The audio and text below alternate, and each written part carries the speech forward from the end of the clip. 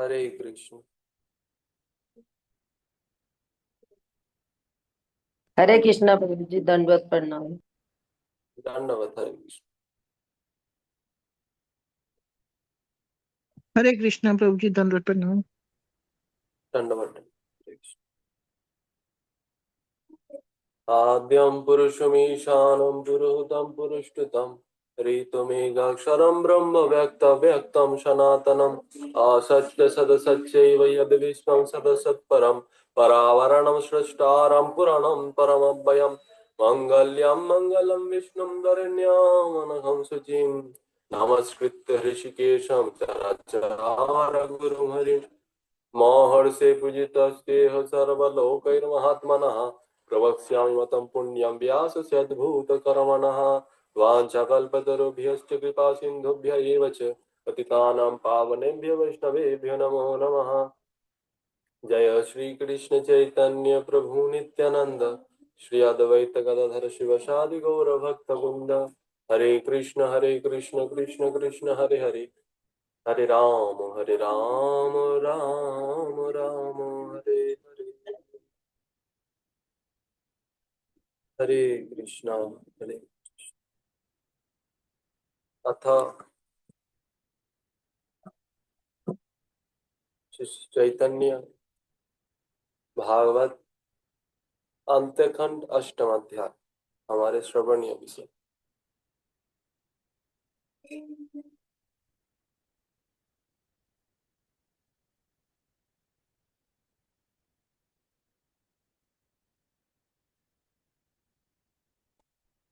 कल तक हमने श्रवण किए थे कि महाप्रभु की जो भक्त के साथ जल क्रीड़ा थी वो सभी दर्शन कर नहीं पाए।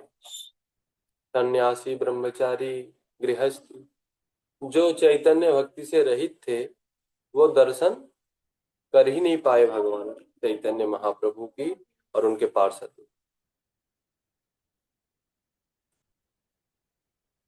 क्योंकि वो कृष्ण सेवन मुक्त थे, केवल कृष्ण सेवन विमुक्त थे,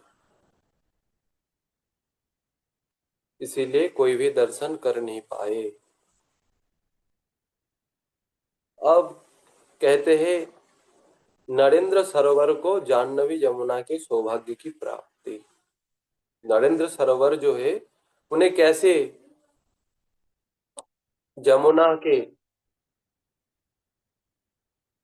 जमुना को जो सौभाग्य मिले थे उस नरेंद्र सरोवर को भी कैसे सौभाग्य, वही सौभाग्य कैसे प्राप्त हुए इसकी बात कर रहे हैं। বলে পূর্বে যেন জল ক্রীড়া হইল যমুনায় সেই সব ভক্ত লই শ্রী চৈতন্য রায় যে প্রসাদ পাইলেন যার নবী যমুনা নরেন্দ্র জলেরও হইল সেই ভাগ্য সীমা এ সকল লীলাজীব উদ্ধার কারণে कर्मबंध छिंडे इहा श्रवणे पठन। कहते हैं कि पूर्व में जैसे यमुना में जल क्रीड़ा हुई थी उसी प्रकार श्री चैतन्य राय ने सभी भक्तों को लेकर नरेंद्र सरोवर में जल क्रीड़ा की। जो प्रसाद जाह्नवी यमुना को मिला था नरेंद्र सरोवर ने भी उसी भाग्य सीमा को प्राप्त किया। जीव उद्धार हेतु ये सब लीलाएं हैं। इसके श्रवण और पठन से कर्म बंधनों का नाश हो जाता है। बोले भगवान श्री चैतन्य महाप्रभु पूर्व में जैसे वृंदावन में महाप्रभु श्री चैतन्य महाप्रभु कृष्ण रूप में जल क्रीड़ा की थी, सारे ग्वाल वालों के साथ, सखी मंडलियों के साथ, तो भगवान के स्पर्श होने से यमुना जो थी वो धन्य धन्य हो गई। तो यहाँ पे वही कृष्ण और वही ग्वालवाल और उनमें कुछ सखिया जो कि पुरुष रूप में आई, तो उन लोगों के साथ भी महाप्रभु जो कृष्ण है नरेंद्र सरोवर में वैसा ही जल क्रीड़ा की। तो जिसके कारण जैसा सौभाग्य, जैसा कृपा यमुना को मिली, वैसे ही कृपा नरेंद्र सरोवर को भी मिली। प्रसाद अस्तु प्रसन्नता, भगवान जब प्रसन्न होते हैं तो कृपा करते हैं। कैसी कृपा? बोले अपने आप को दे देते हैं, ये भगवान का कृपा है। और वस्तु दे ये कृपा नहीं, ये तो वंचना है। लेकिन जब अपने आप को दे दे भगवान तो ये कृपा कहलाता है, इसको प्रसाद भी कहा जाता है। तो ऐसा प्रसाद, ऐसा कृपा नरेंद्र सरोवर को भी मिला। तो महाप्रभु के जो ये सब सारे लीला है भक्तों के साथ, मतलब अपने लिए नहीं, ये तो जीवोद्धार के लिए है। क्यों? बोले इसका श्रवण करेंगे महाप्रभु जितने लीला रचाते हैं, एक तो नित्य लीला और एक तो व्यावहारिक लीला, महाप्रभु के दो लीलाएं होती है। तो जो नित्य लीला है वो तो नित्य धाम में, उसको कोई जान ही नहीं पाते हम। तो जब जान नहीं पाते, देख नहीं पाते, कैसे उनका उद्धार होगा? इसीलिए वही लीला इस जगत में आके जो व्यावहारिक लीला कहलाता है, तो वो लीला कुछ प्रकट करते हैं ताकि महाप्रभु की जो लीला है ये श्रवण करके जीव को प्रेम मिल सके, महाप्रभु के प्रति, कृष्ण के प्रति प्रेम मिल सके। इसीलिए भगवान का अवतार लेना होता है। ये सब लीला करते हैं भगवान अवतार लेकर। और इसके श्रवण पठन, बोले जो देखा वो तो भाग्यशाली, महाभाग्यशाली, उनका तो भाग्य का कोई वर्णन होता ही नहीं। और देखने वालों में भी जो प्रेम पूर्वक देखे, बोले वो तो महाभाग्यशाली। अब वो भाग्य जो बाद के महाप्रभु जाने के बाद जो जीव महाप्रभु को जानना चाहेंगे, उनकी लीला को पढ़ना श्रवण करना चाहेंगे, तो कैसे करें? तो वही लीलाएं वेद व्यास आदि जो वृंदावन दास है, कृष्णदास गोस्वामी है, कविराज गोस्वामी, तो वो उन्होंने वर्णन किए, लिखे। तो ऐसे जो लिखा हुआ जो भगवान का वाङ्मयी जो विग्रह है, ग्रंथ है, पुराण आदि है, बोले इसका श्रवण और पठन से भी वही फल मिलेगा, वो कृष्ण भक्ति मिलेगा, कर्म बंधन का नाश हो जाएगा, भगवान के धाम की प्राप्ति होगी। इसीलिए ये सारे लीलाएं महाप्रभु रचाते हैं। और जो महाप्रभु के जो गण है, वो बाकी जो जीव है जो दर्शन कर नहीं पाए उनके लिए लिखते भी।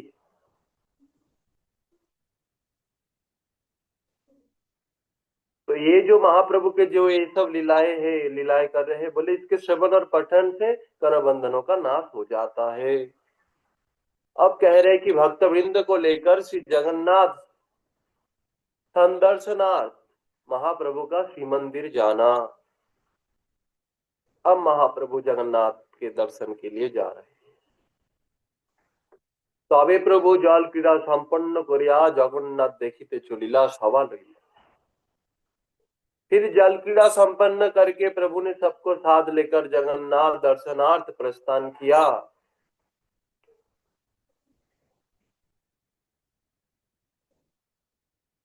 नौका विहार करने जो महाप्रभु की, जगन्नाथ महाप्रभु की जो टोली आए थी नौका विहार, बोले वो तो जगन्नाथ का विजय विग्रह था।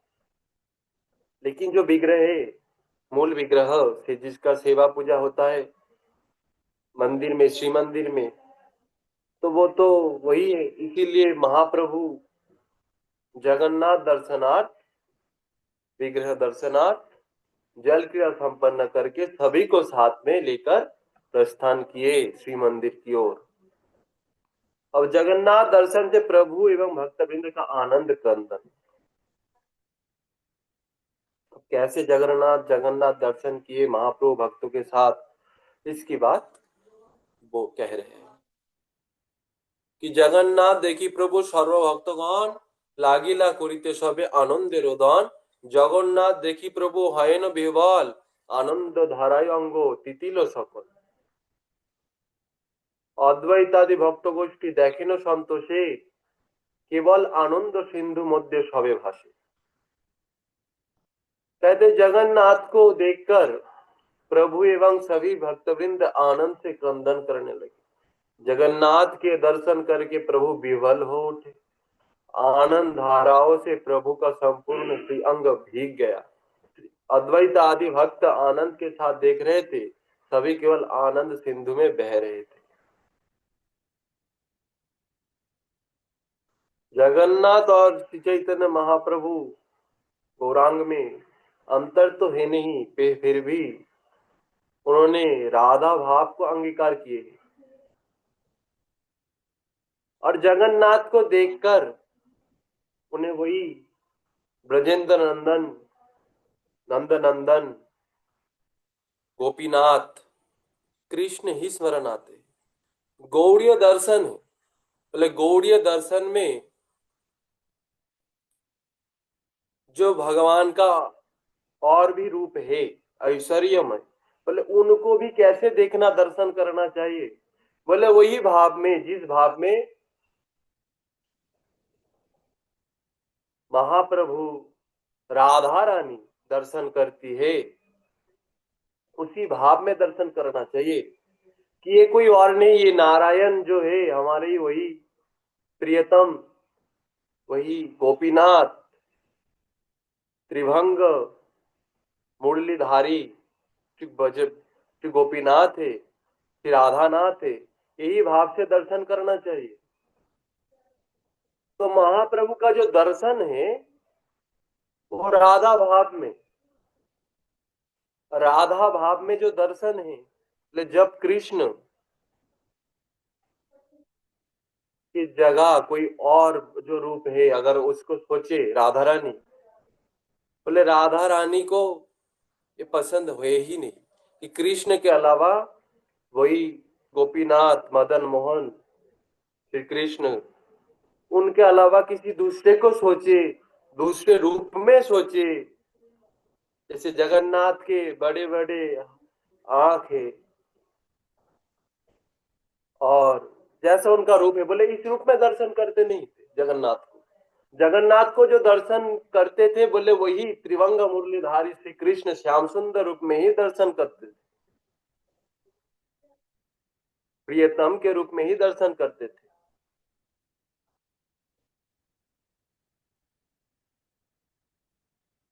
तो ऐसे महाप्रभु दर्शन करते करते भक्तवृंदों के साथ आनंद से क्रंदन करने लगे।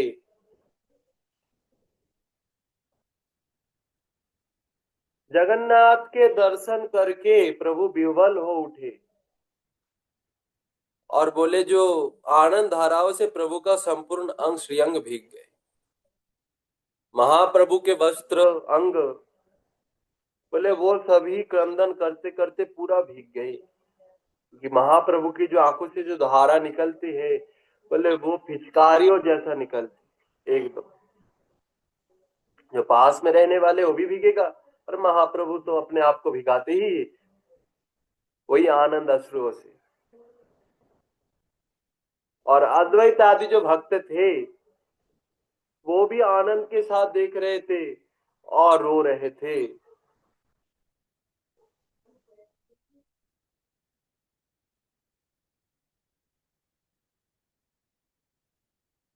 राधा रानी का भाव है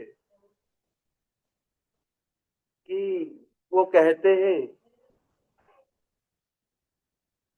बधु तुम्हार गौरवे गौरविनी हबो, रूपसी तुम्हार रूपे আমার হেন মনে লয় ও দুটি, আমার হেন মনে হয় ও দুটি চরণ সদা লয়ে রাখি বুকে।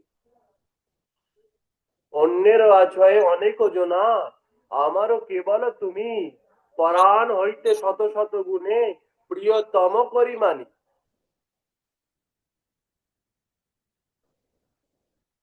श्री स्वामिनी राधा रानी कहती है कि हे प्रियतम, हे कृष्ण,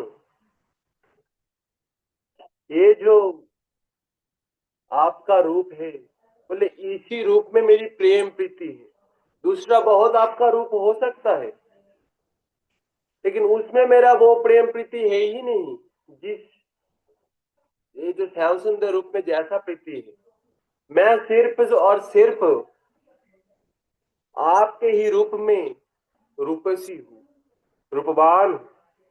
आपके ही रूप मेरे हृदय में, ये श्याम सुंदर रूप।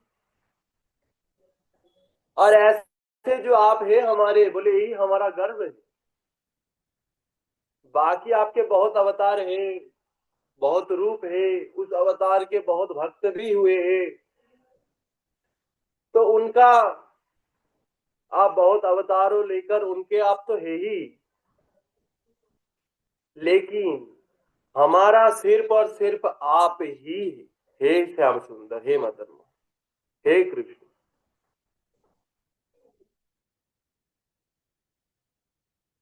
तो ये राधा का भाव है, ये गोपियों का भाव है, और ऐसे भावों में ही गौड़ीय भजन है। जहां भी जिनको भी देखूंगा, बोले कृष्ण में ही, कृष्ण रूप ही देखूंगा।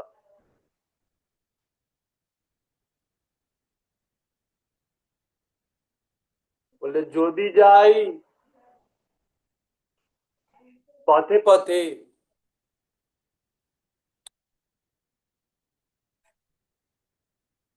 क्या कहते हैं वहां पर राधा रानी कहते हैं,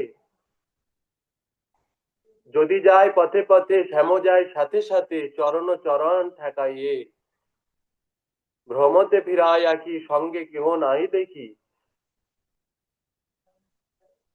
মনে থাকে মর মরেছি, কহি গো তোমাদের আগে বড় দাগা শ্যাম দাগে ছাড় জীবনে নাহি দায়, দেই তুলসী তিল এ দেহ সমর পেল জনমের মতরাঙা পায়। बोले श्याम, जब मैं अकेला भी चलता हूँ पथ में, तो ऐसा लगता है कि मेरे साथ श्याम सुंदर ही चल रहे। अगर कोई वृक्ष देख लिए हमने, तमाल वृक्ष आदि, या आसमान में मेघ भी देख लिए, चाय नवीन मेघो पाने तुआ बोधु परम पड़े मोने अला, तो राधा रानी कहते हैं कि मैं अगर मेघ की तरफ भी देखता हूँ, तमाल वृक्ष की ओर भी देखता हूँ, तो हे श्याम सुंदर, मुझे आप ही याद आते हैं। बोले ये दर्शन है, गौड़ीय दर्शन है, ये राधा भाव है, गोपी भाव है, और उसी भाव में भावित होकर ही गौड़ीय भजन है। तो जब भी कोई अवतार का दर्शन हम करेंगे, भगवान का बहुत अवतार है, चाहे वो नृसिंह हो, वराहदेव हो, नारायण, विष्णु आदि, सीतापति श्री राम ही क्यों ना हो, बोले हम दर्शन करेंगे हमारे ही वही श्याम सुंदर के रूप में।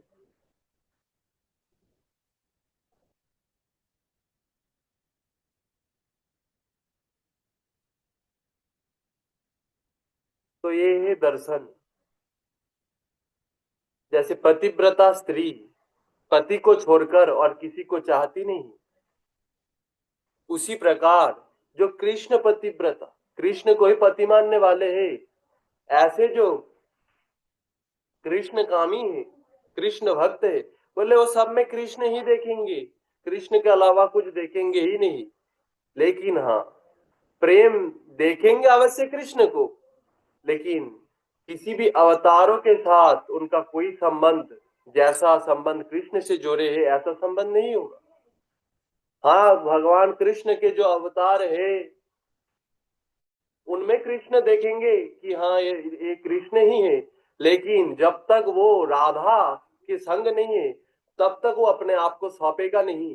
ये भाव है, देखना अलग है, और उनके साथ जो भाव, जो भावनाएं हैं कि वो हमारे प्रियतम हैं, उनकी सेवा हम जो मन से करते हैं, बोले वो सिर्फ और सिर्फ कृष्ण के लिए ही है, किसी और अवतारों के लिए नहीं। इसलिए प्रभुपाद ने हमारे जो गौड़ीय मठ है वहां पर स्थापना की है सिर्फ और सिर्फ राधा कृष्ण, और राधा कृष्ण मिलित तनु महाप्रभु। बोले यही हमारे आराध्य है। राधा रानी जिनके साथ नहीं है, बोले वो हमारे आराध्य नहीं है, चाहे वो गोपाल ही क्यों ना हो। गोपाल के साथ राधा नहीं रहती, इसीलिए गोपाल भी आराध्य नहीं। बोले कौन आराध्य है? बोले मदन गोपाल हमारे आराध्य है, लड्डू गोपाल नहीं। बोले मदन गोपाल हमारे आराध्य है जिनके साथ श्री श्रीमती राधा रानी रहती। इसीलिए तो कहा गोपीर भर्त पद कमल दास दासानुदास। बोले हम किनके दास है? बोले वो जो गोपी के जो भर्तु यानी जो स्वामी है, जो भरण पोषण करने वाले हैं श्री कृष्ण, बोले इनके जो दास दास और उनके भी जो दासों के जो दास है, बोले हम उनके दास बनना चाहते हैं। निभाव वही है, सिर्फ गोपीर भर्तु, सीता भर्तु, लक्ष्मीर भर्तु, ये नहीं कहा है। तो गोपीर भर्तु कहा है? तो गोपी कौन है? बोले गोपी राधा रानी ही है, यानी राधा नाथ के ही हम दास दास है। प्रयोजन क्या है हमारे? बोले गोपीनाथ ही प्रयोजन है। प्रयोजनाधि देव मोर राधा गोपीनाथ। तो प्रयोजन क्या है हमारे? बोले वही श्री राधानाथ गोपीनाथ ही हमारे प्रयोजन है। तो दर्शन ऐसे ही करना होगा सबको कि हम जो ये जगन्नाथ आदि को पूजा भी करते हैं, बोले ये सिर्फ राधा नाथ ही है। कृष्ण दर्शन करना होगा सब में, ये दर्शन है। और यही दर्शन से महाप्रभु विभोर होते हैं। महाप्रभु के जो गण हैं ऐसे ही दर्शन करते हैं, और ऐसे दर्शन करते करते आनंद सिंधु में बह रहे हैं सभी भक्त। अब कहते भक्त गोष्ठी की सचल एवं निश्चल जगन्नाथ दर्शन से प्रणति। कैसे सचल जगन्नाथ और निश्चल जगन्नाथ को प्रणाम कर रहे हैं, प्रेम है वो उनकी वर्णन कर रहे हैं। कैसे सबने प्रणति यानी प्रणाम किए। बोले दुई दिके सचल निश्चल जगन्नाथ देखी देखी भक्त गोष्ठी হয় दंड। बोले दोनों और सचल और निश्चल जगन्नाथों को देख देख कर भक्त गोष्ठी दंडवत प्रणति निवेदन करने लगे। बोले दोनों ओर से कैसे? बोले एक ओर तो हे महाप्रभु श्री जगन्नाथ श्री कृष्ण चैतन्य महाप्रभु, और जो कि सचल है, और जो निश्चल है श्री मंदिर में जो विराजमान है, बोले वो भी तो जगन्नाथ ही है। तो ऐसे जो जगन्नाथ है बोले एक ही है महाप्रभु, और उनमें तो कोई भेद है नहीं। तो सभी जो दर्शन कर रहे हैं, और जगन्नाथ को अलग से दर्शन और महाप्रभु को अलग से दर्शन, ऐसा नहीं। बोले यही हमारे महाप्रभु श्री कृष्ण चैतन्य महाप्रभु है जगन्नाथ, तो इसी भाव से दर्शन कर रहे हैं। और श्री चैतन्य महाप्रभु बोले वही तो हमारे यही जगन्नाथ कृष्ण है। तो दोनों एक ही भाव से वही दोनों को दर्शन करते करते देखते देखते दंडवत प्रणति निवेदन कर रहे हैं बार बार।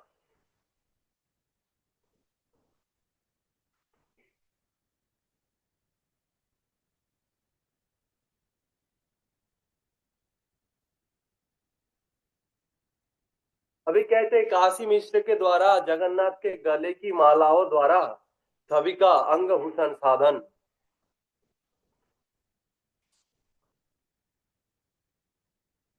अब काशी मिश्र जो है बोलो जगन्नाथ के गले की मालाओं द्वारा सभी का अंग भूषण साधन कर रहे हैं, उसकी वर्णन कर रहे हैं।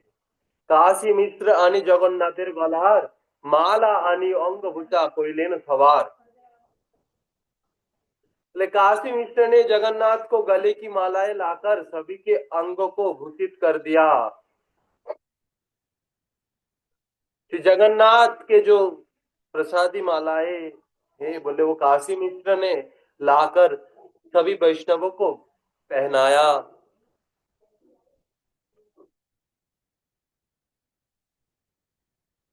अब कहते शिक्षा गुरु महाप्रभु की महान भक्ति के साथ प्रसाद निर्माल्य ग्रहण लीला द्वारा लोक शिक्षा।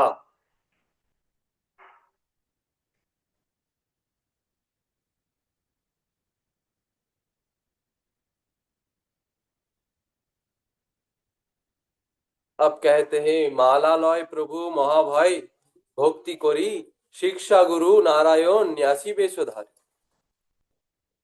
बोले न्यासी वेशधारी शिक्षा गुरु प्रभु नारायण ने महान भाई भक्ति पूर्वक मालाओं को ग्रहण किया। बोले यहाँ वृंदावन दास ठाकुर नारायण कह रहे हैं, शिक्षा गुरु नारायण न्यासी वेशधारी। बोले ये कौन है? चैतन्य। बोले नारायण। कलिजुगेर धर्म है नाम संकीर्तन सब प्रकाशिलें चैतन्य नारायण। चैतन्य कौन है? बोले नारायण है, कृष्ण है। तो ऐसे जो चैतन्य है नारायण होकर भी बोले अपने ही जो महाप्रभु के श्री जगन्नाथ के जो मालाएं हैं बोले उनको ग्रहण किए। क्यों? बोले शिक्षा देने के लिए कि प्रसाद जो है उनको मिलते ही ग्रहण करना चाहिए। भगवान स्वयं शिक्षा दे रहे हैं। प्राप्ति मात्रेन धारयेत प्राप्ति मात्रेन भक्षयेत। बोले अगर माला आदि चंदन मिले तो तत्क्षणात उसे धारण करो, और अगर प्रसाद कुछ मिले खाने का बोले तत्क्षणात उसे खा लो। और रखने की कोई बात है ही नहीं। हाँ इतना है कि किसी के लिए रख सकते हो, लेकिन बाद में खाऊंगा बाद में धारण करूंगा बोले ये तो पाप है, ये अवज्ञा है। और ऐसे अवज्ञा से कभी भगवान संतुष्ट नहीं होते। इसीलिए प्रभु शिक्षा देने के लिए बोले भक्ति पूर्वक मालाओं को ग्रहण किया।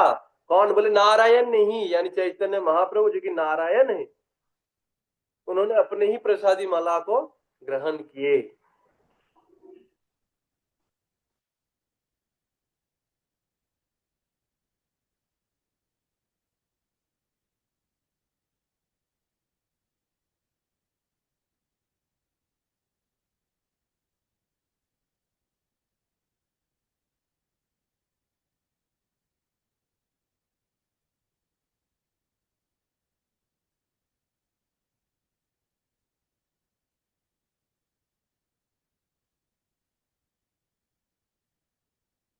बोले जो चैतन्य जो सन्यासी जो है यति प्रभुपाद कहते यति धर्म में विलास सहचर सग यानी माला गंध आदि को धारण करने की विधि नहीं है।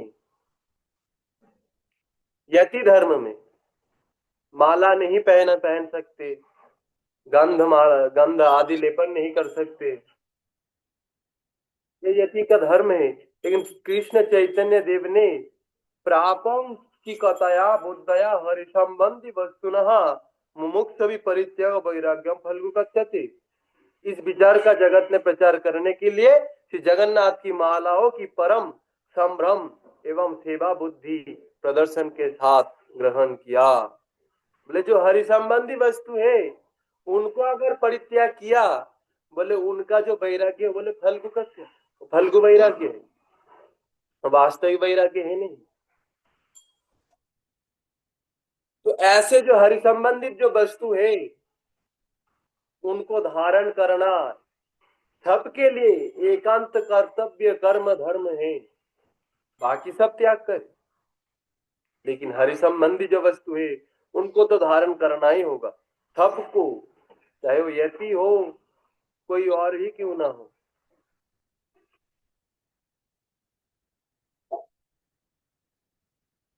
तो यही शिक्षा देने के लिए महाप्रभु ने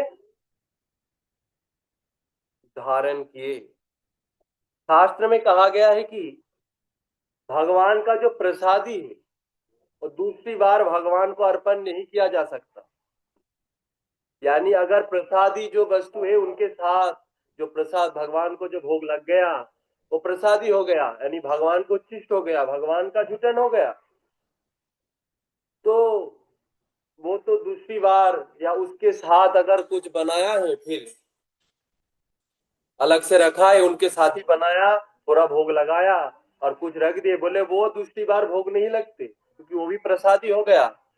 और बोले जो उन प्रसाद के साथ अगर लग गया, यानी संस्पर्श में आ गया, वो पानी ही क्यों ना हो, बर्तन ही क्यों ना हो, और भोग सामग्री ही क्यों ना हो भगवान की, तो वो भी अगर भगवान के प्रसादी वस्तु के साथ अगर संस्पर्श में आ गया, स्पर्श हो गया, बोले वो भी प्रसादी हो गया, वो भी भोग नहीं लग सकता, भगवान को अपराध होगा। लेकिन यहाँ देखा जाता है कि जो महाप्रभु चैतन्य है वही जगन्नाथ है, लेकिन अपने ही माला प्रसादी यानी जगन्नाथ के रूप में जो माला उन्होंने धारण किए, वही माला ये चैतन्य रूप में धारण किए। बोले क्यों? बोले लोग शिक्षा, लोगों को शिक्षा देने के लिए कि जो महाप्रभु भगवान है, बोले उनके जो प्रसाद है वो सबको ग्रहण करना चाहिए, चाहे वो यति वेश में ही क्यों ना हो। ये धर्म है, ये सेवा बुद्धि है।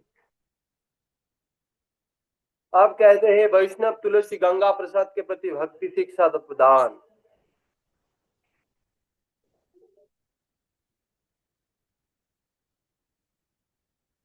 वैष्णव तुलसी गंगा प्रसादेर भक्ति सिंहा के जानेन अन्य ना धरे से शक्ति।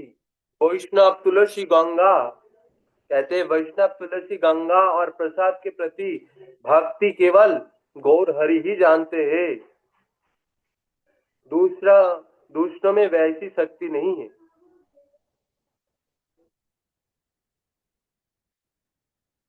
चाहे कितना भी बड़ा भक्त क्यों ना हो जाए, लेकिन महिमा जो है, बोले भगवान से अधिक कोई नहीं जान सकता। भगवान के भक्त का, भगवान के प्रिय की तुलसी का, भगवान के चरण से निकली हुई गंगा का, भगवान के प्रसाद के महिमा, बोले उसका जो महिमा है बोले वो तो सिर्फ भगवान ही जान सकते हैं, दूसरा कोई जान ही नहीं सकते। थोड़ा बहुत जान सकते हैं, लेकिन संपूर्ण नहीं जान सकते। जो वैष्णव है, भगवान के जो भक्त है, बोले उनकी महिमा कौन जानते हैं? बोले विष्णु जानते हैं उनकी महिमा, भगवान स्वयं जानते हैं। तुलसीदास जी तो यहाँ तक कह दिए, विधि हरि हर को विदवानी, साधु महिमा कहत सकुचानी। ब्रह्मा, शिव, विष्णु, बड़े बड़े कवि भी वैष्णवों की जो महिमा है वो गा नहीं सकते, समझ सकते हैं लेकिन गा नहीं सकते। लेकिन यहाँ तो कह रहा है कि केवल गौर हरि ही समझ जान सकते हैं, जानते हैं वैष्णवों की महिमा, तुलसी की महिमा, गंगा की महिमा, दूसरे की शक्ति है ही नहीं। बोले क्यों महाप्रभु ही क्यों जानते हैं, दूसरे की शक्ति है क्यों नहीं? बोले दूसरे की शक्ति इसीलिए नहीं है क्योंकि महाप्रभु जो है बोले शक्तिमान है, और बाकी जो भी है, चाहे वो वैष्णव हो, तुलसी हो, गंगा हो, प्रसाद, बोले वो भगवान की शक्ति है। तो भगवान की शक्ति को भगवान धारण करने वाले हैं, और कोई धारण कर ही नहीं सकती, इसीलिए भगवान ही जानते हैं केवल, और कोई जान ही नहीं सकते। तो भाष्य में प्रभुपाद कहते हैं कि श्री महाप्रभु ही जानते हैं कि किस प्रकार से अपने भक्त वैष्णव स्वरूप तुलसी, गंगा एवं भगवान भगवत प्रसाद का सम्मान किया जाता है। महाप्रभु को छोड़कर अन्य व्यक्ति उन सब वस्तुओं को साधारण अन्य वस्तुओं की भांति समझते हैं।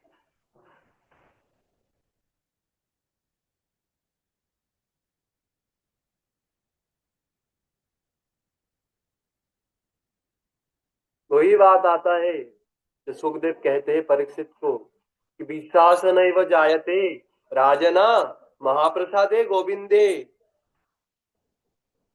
वैष्णवे कल्प पुण्य बताम ना विश्वास जायते। बोले जो महाप्रसाद भगवान का प्रसाद, वैष्णव और भगवान श्री गोविंद, बोले इन सब में उनका विश्वास नहीं होते, वो साधारण समझते हैं सबको। बोले जो पापी व्यक्ति है, जो पुण्य कभी किए ही नहीं, ऐसे जो व्यक्ति वो साधारण ही जानते, साधारण ही मानते हैं। लोग कहते हैं हम बहुत पुण्य करते हैं, सुकृत करते हैं, दान धर्म आदि सब कुछ करते हैं, लेकिन हम कैसे समझे कि हाँ हमारा जो दान है, हमारा जो धर्म है, जिनका हम पालन कर रहे हैं, वो सही सही पालन कर रहे हैं और उनका फल भी हमें मिल रहा है। बोले कैसे समझे? बोले यही तब समझना चाहिए जब भगवान के प्रसाद में, यानी श्री गोविंद के जो प्रसाद है, महाप्रसाद है गोविंद, जो भगवान के प्रसाद है, और भगवान के जो भक्त है, भगवान में अगर रति मति विश्वास अगर दृढ़ हो जाए तो समझ लेना चाहिए हम जो भी करते हैं उसका फल हमें निश्चित रूप से मिला है। हम सही सही कर रहे हैं, लेकिन अगर जन्म लेते नहीं है ऐसा विश्वास, बोले जो भी करते हैं, बोले परिश्रम ही वो केवल, वो परिश्रम ही है, बेकार है। तो भस्म में घी डालने के बराबर, कुछ लाभ है ही नहीं ऐसे धर्म कर्म से। तो अभक्त जो है वो तो साधारण ही समझते हैं, लेकिन उनकी महिमा सिर्फ और सिर्फ भगवान ही जानते हैं। इसीलिए भगवान शिक्षा देने के लिए इस जगत में अवतरण हुए हैं गौर हरि के रूप में।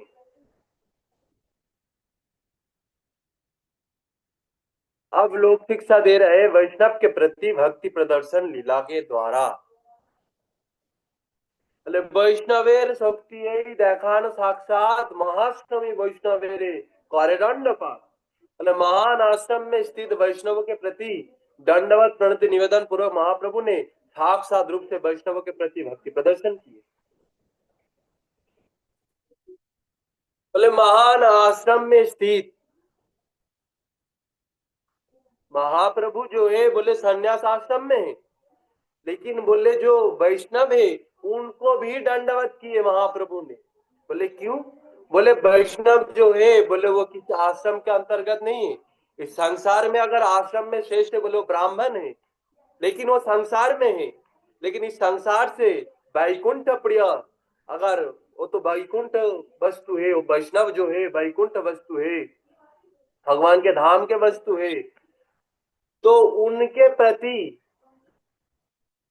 चाहे वो सन्यासी क्यों ना हो जाए, बोले दंडवत करना आवश्यक है। वैष्णव को जहां भी देखो दंडवत करो, चाहे वो सन्यासी क्यों ना हो। अगर गृहस्थ वैष्णव भी है, अगर सच्चा शुद्ध वैष्णव है, गृहस्थ वैष्णव है, तो उनको सन्यासी को भी दंडवत करना चाहिए। ये नहीं कि हम तो सन्यासी बन गए और हम किसी को दंडवत तो करेंगे नहीं। हाँ ये बात सही है, सन्यासी जो है किसी को दंडवत करेंगे नहीं, लेकिन वैष्णव को तो करना ही होगा। वैष्णव को तो दंडवत करना ही होगा। जैसे सन्यासी किसी को दंडवत कर नहीं सकते, लेकिन अपने माँ को उसे करना ही होगा दंडवत। सन्यासी घर नहीं जा सकते, लेकिन अपने माता की सेवा के लिए अगर माता बुलाए तो उसे जाना ही होगा। उसी प्रकार जो वैष्णव है, बोले सन्यासी किसी को प्रणाम नहीं कर सकते, लेकिन वैष्णव को करना ही होगा, वो गृहस्थ ही क्यों ना हो। इसीलिए प्रभुपाद को जब प्रणाम करते थे, उनके शिष्य आदि वैष्णव जब भी प्रणाम करते थे तो दास अस्मि कहते थे, अपने आप को दास बताते थे। प्रभुपाद स्वयं भी झुक के प्रणाम करते थे। भक्ति प्रज्ञान केशव गोस्वामी महाराज जी जो थे, वो प्रभुपाद को प्रणाम नहीं करते थे। बोले क्यों प्रणाम क्यों नहीं करते थे? बोले हमें ये स्वीकार नहीं है कि जो हमारे प्रभु है वो भी हमें प्रणाम करे। ये उनका भाव था कि हम अगर प्रणाम करेंगे तो प्रभुपाद उल्टा कहेंगे दास, प्रभुपाद के हम तो दास है, प्रभुपाद हमारे दास थोड़ी है, इसीलिए मैं प्रणाम करता नहीं। यानी बाहरी प्रदर्शन है कि बाहर से प्रणाम करते, ये उनका भाव था। क्योंकि प्रभुपाद उनको अपने आप को दास बताते थे और ये उनको स्वीकार था नहीं कि गुरु कैसे दास हो सकता है। तो गुरु जो है शिष्य को प्रणाम नहीं करते, लेकिन ये नियम है ही कि अगर शुद्ध वैष्णव है तो सन्यासी को अवश्य ही प्रणाम करना चाहिए, चाहे वो गृहस्थ आश्रम में ही क्यों ना। प्रणाम लेना नहीं चाहिए, प्रणाम करना ही चाहिए। तो महाप्रभु वही शिक्षा दे रहे हैं, सबको प्रणाम करके भक्ति प्रदर्शन कर रहे हैं। साक्षात प्रभु महाप्रभु है, फिर भी अपने आप वैष्णवों को प्रणाम कर रहे हैं।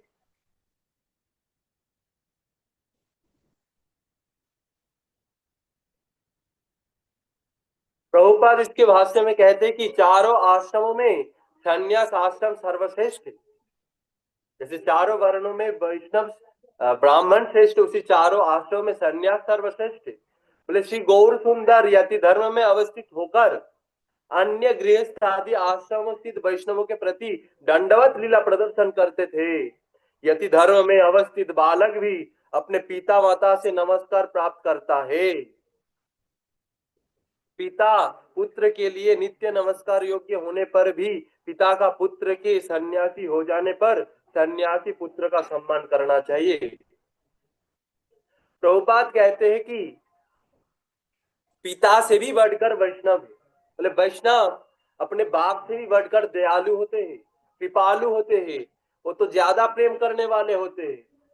तभी तो इस जगत से मुक्ति दिलाने के लिए आते हैं वो वैष्णव।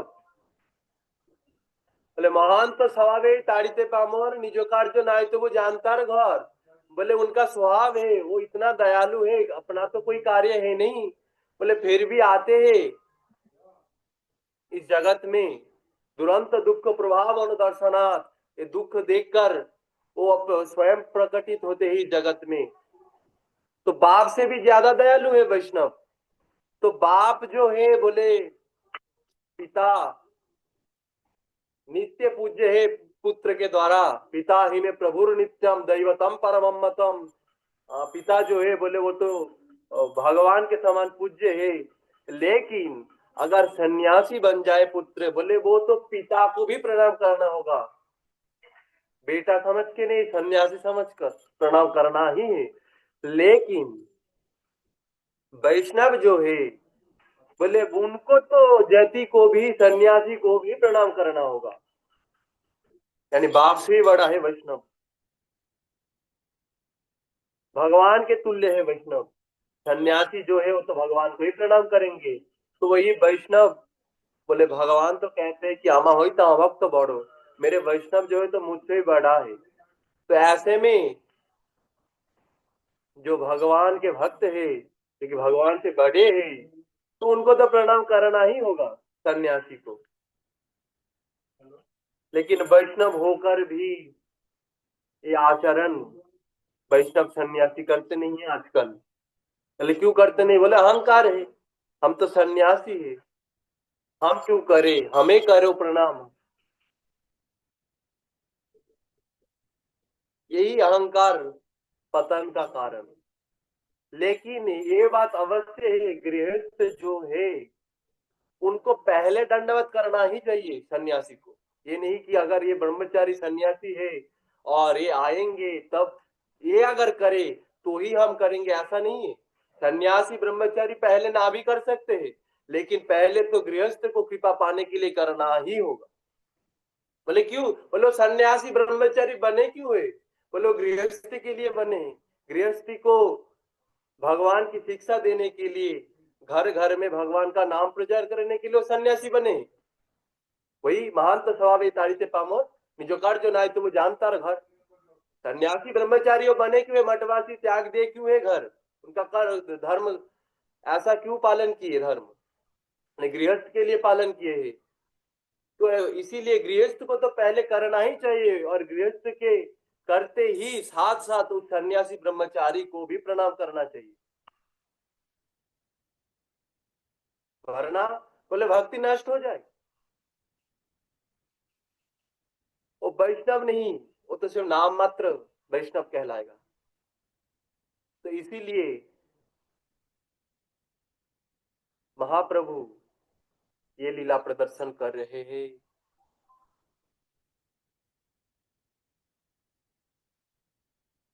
अब सन्यासी का सम्मान, पिता का भी सन्यास आश्रम में स्थित पुत्र को नमस्कार,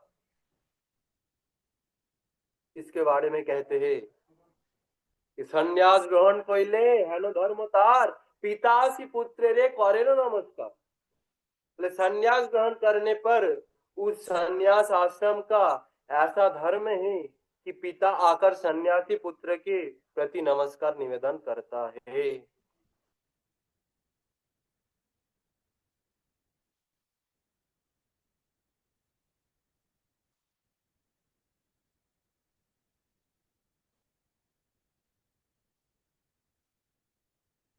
बोले जो सन्यास ग्रहण कर लिए हैं तो उसका अगर पिता है, बोले वो पिता भी उनको दंडवत नमस्कार करेंगे,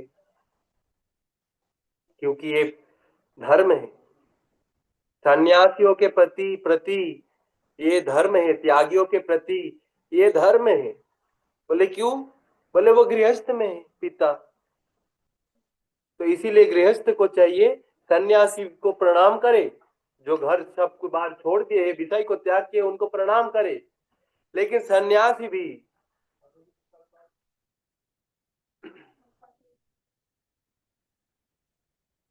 सन्यासी को तो प्रणाम करेंगे ही। इसके बारे में भी कह रहे हैं कि सन्यासी सभी के द्वारा पूजित, वंदित एवं नमस्कृत है कि अतएव संन्यास आश्रम सवार वंदित सन्यासी सन्यासी नमस्कार से भी तो पहले अतः सन्यास आश्रम की वंदना सभी किया करते हैं।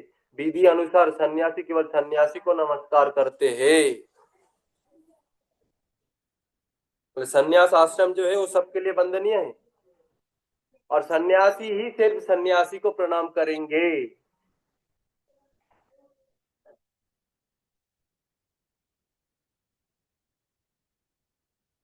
अरे जो सन्यासी को नमस्कार नहीं करते हैं, स्मृति शास्त्र ने उनके लिए प्रायश्चित विधान किया है।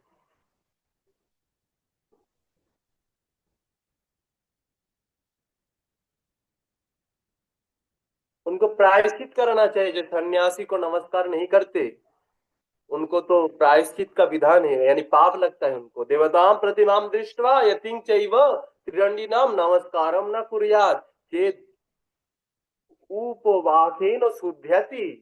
बोले जो देवता के प्रतिमा को देखकर देवता प्रतिमाम दृष्ट्वा प्रतिमाम देवताम त्रिदंडिनाम यतिं चैव, बोले जो देवताओं को देखकर, त्रिदंडी यति को देखकर, दृष्टवा देखकर, तो ना नमस्कारम कुर्यात्, जो नमस्कार नहीं करते, बोले उपवासेन शुद्ध्यति, उनको कैसे शुद्ध होना चाहिए, प्रायश्चित कैसे करना चाहिए, बोले उपवास करना चाहिए। शास्त्र में विधान है।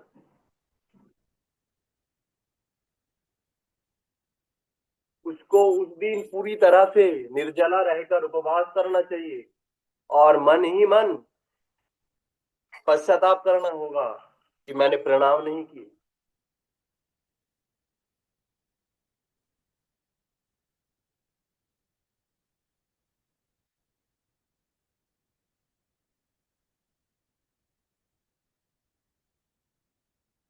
आगे की जो कथा है वो हम कल श्रवण करेंगे।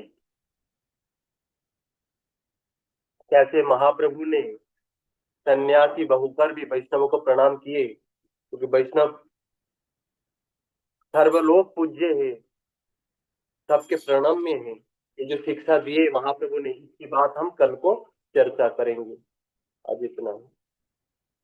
वांछा कल्पतरुभ्यश्च कृपा सिंधुभ्येव च पतितानां पावनेभ्यो वैष्णवेभ्यो नमो नमः। हरे कृष्ण हरे हरे कृष्णा। हरे कृष्णा। हरे कृष्णा प्रभु हरे जी, कृष्णा। दंडवत प्रणाम। सभी को दंडवत प्रणाम।